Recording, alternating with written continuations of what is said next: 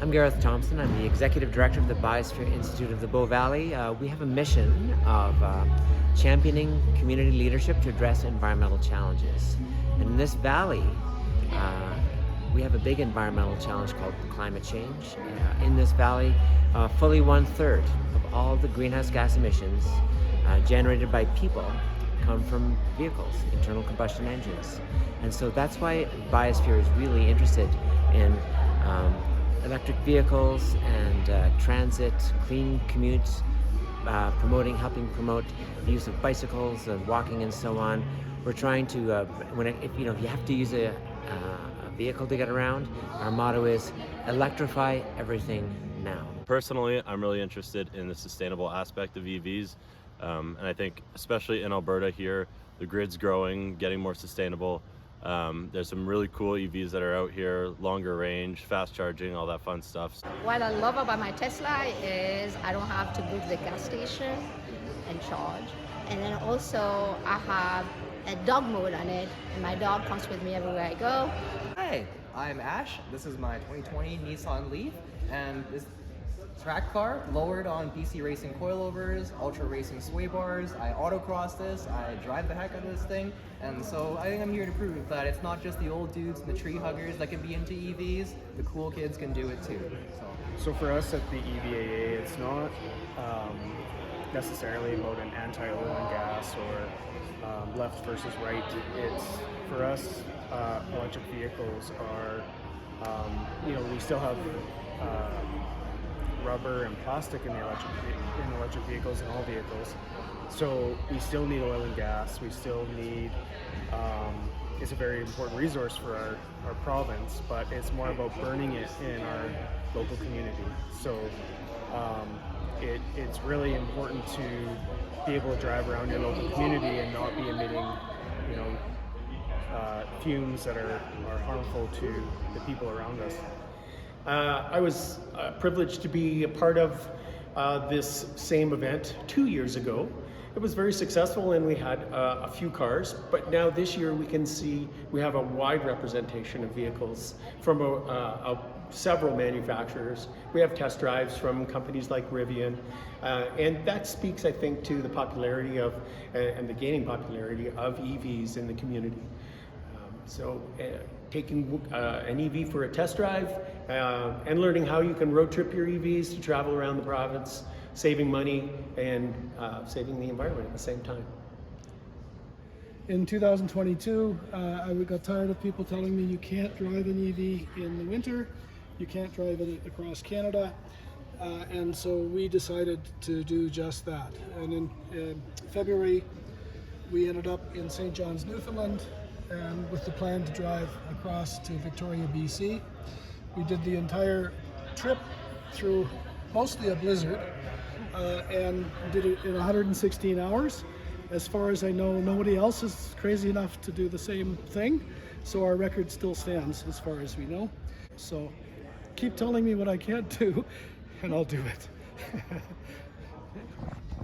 Okay, so a lot of people have range anxiety with EVs, and of course maybe with a bus as well. In this case, this bus has a ton of capacity. We drive this bus about 20 hours a day in the summertime, actually spring, summer, and fall. So it gets well over 400 kilometers. Of course, we're just riding locally or regionally, but has great value. So a question we often get is, are electric vehicles really cleaner than combustion vehicles given Alberta's grid? And we've got a graph for that.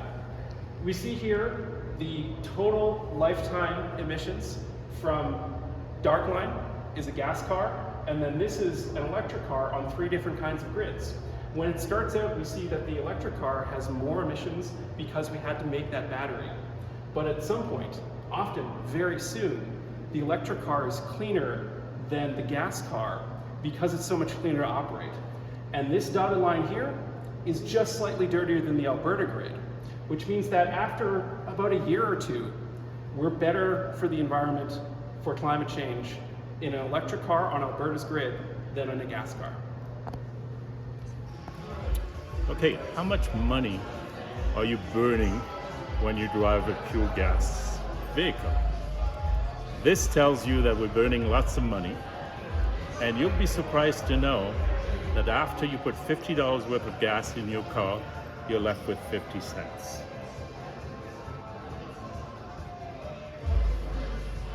Everything. Yeah, and I guess just like solar, if you are going to make an investment, investing in EVs is a great thing to do, just because you obviously the upfront cost is a little bit is a lot, but at the end of the day, it's an investment that you'll see you'll reap the rewards later, and you'll also be helping the environment out. So say is the electric cars nowadays are a lot cheaper to both power with electricity, obviously, as well as to actually buy. If you do comparison with some of the electric cars, used electric cars on AutoTrader or any other website, you'll see that actually they're about as affordable as internal combustion engine, at which point they make a lot more sense. Okay, when you have a dog, you need an EV, because if it's minus 25 outside, you can put your car at plus 25 and leave your dog in there, in the garage, and there'll be no toxic fumes, and it'll be very comfortable.